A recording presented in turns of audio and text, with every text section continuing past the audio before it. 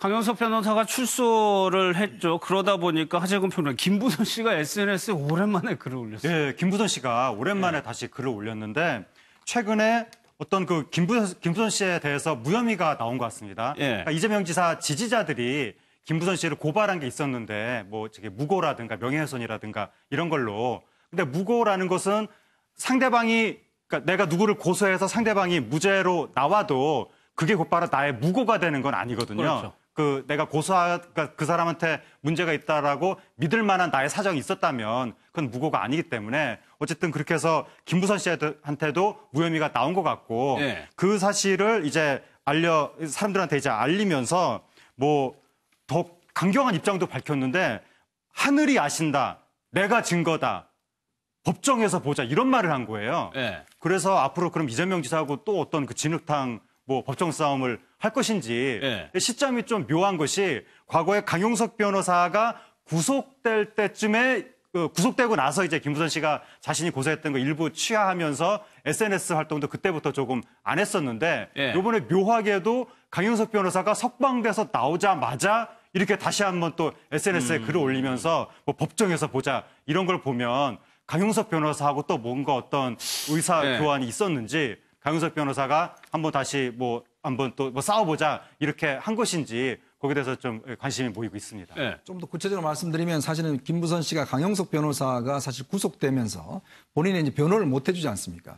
그러다 보니까 본인이 이재명 지사를 상대로 해서 냈던 소송이 있었습니다. 그걸 다 취하를 해줬어요. 그래서 본인은 이제 조용히 살고 싶다 해서 그동안 했는데 문제는 이 강용석 변호사 일단 지금 나왔고 본인이 이제 변호를 앞으로 계속 할 것 같은데 문제는 이재명 지사 지지 측에서 다시 본인을 고소를 해버린 겁니다. 그러다 보니까 강용석 변호사가 그 얘기를 했다고 그래요. 절대 고소 취하하지 마라.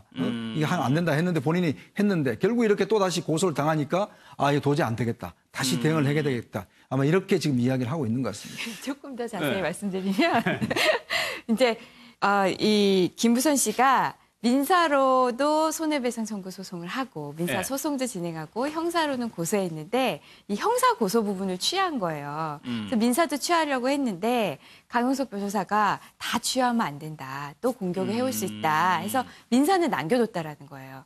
그러니까 민사 소송은 계속 진행 중이겠죠. 그러니까 법정에서 보자는 얘기도 이 민사 법정을 이야기하고 있는 것으로 보입니다. 그렇다면 이게 이현정 의원님, 강용석 변호사가 같이 변호인으로 나간다는 걸 전제로 하는 얘기면 강용석 변호사가 또 이런 정치적인 민감한 이슈에 또 뛰어든다는 얘기가 되는 거예요. 그러니까 강용석 변호사가 지금 이제 무죄를 일단 받았으니까 본인으로서는 아마 이제 다시금 어떤 면에서 보면 활동을 재개할 것 같고 특히 이제 김부선 씨가 이제 4개월 만에 다시 등장한 것도 최근에 이재명 지사에 대한 재판이 보면 상당히 좀 혼전양상으로 보이고 있어요. 이제 그 형님과 관련된 강제 입원 등등 관련해서 굉장히 논쟁이 좀 치열하게 지금 붙고 있는 상황이거든요. 그러니까 그런 면에서 또 이제 김부선 씨가 이제 이 등장함으로 해서 또 하는 재판에 좀 변수가 좀 생긴 거죠. 그러니까 아마 강용석 변호사도 본인이 사실은 이 재판을 사실은 변호를 하다가도 들어갔기 때문에 아마 본인 입장에서 보면 다시 아마 김부선 씨의 좀 변호인으로 활동하지 않을까라는 그런 또 생각도 듭니다. 그러다 보니까 하재근 변호사 이재명 지사에 대해서도 또 과거처럼 또 언급을 했단 말이에요, SNS에. 그 이재명 지사에 대해서